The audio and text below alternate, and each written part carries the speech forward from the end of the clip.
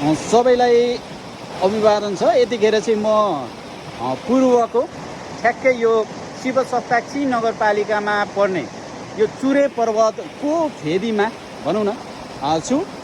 यहाँ चाहिँ ठ्याक्कै यो यसलाई सरदरे भनेर भनिन्छ। यो चाहिँ खहरे खोला हो। खहरे खोला भएर बग्छ अथवा यहाँनिर झरना पनि त्यहाँनिर अगाडि झरना पनि देख्न सकिन्छ। यो चाहिँ बर्खायाममा मात्रै यसरी बग्ने गर्छ। त्यही भएर यसलाई खहरे खोला भनेर भनिन्छ।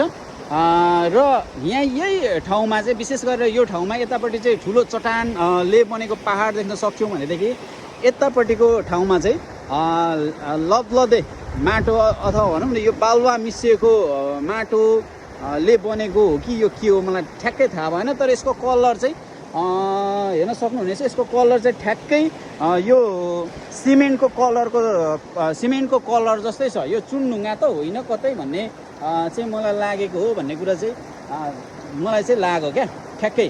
तर अब यो हो होइन वा बालुवा मिसिएको माटो मात्रै हो कि भन्ने कुरा चाहिँ अथवा यो चट्टान बन्ने क्रममा रहेको चाहिँ एउटा चाहिँ यो प्रक्रियामा रहेको चाहिँ बनावट हो कि भन्ने कुरा चाहिँ हो। तर अब सरस्वती हेर्दा चाहिँ यस्तो छ। यो ठ्याक्कै सिमेन्टलाई चाहिने र मेटेरियल हो कि क्या हो जस्तो पनि लाग्ने क्या सिधा हिसाबले चाहिँ। किन भन्दाखेरि यसको आकार अथवा यसको कलरहरू ठ्याक्कै सिमेन्ट केही छ बा चुनढुङ्गा पो हो कि भन्ने कुरो हो। खासै अब मलाई चुनढुङ्गा चाहिँ ठ्याक्कै यस्तै हुन्छ भन्ने चाहिँ थाहा भएन होइन।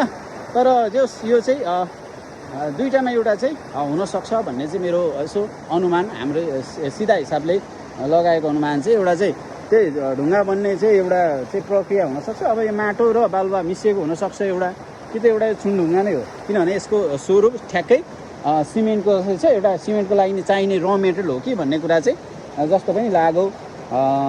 हस् त, धन्यवाद।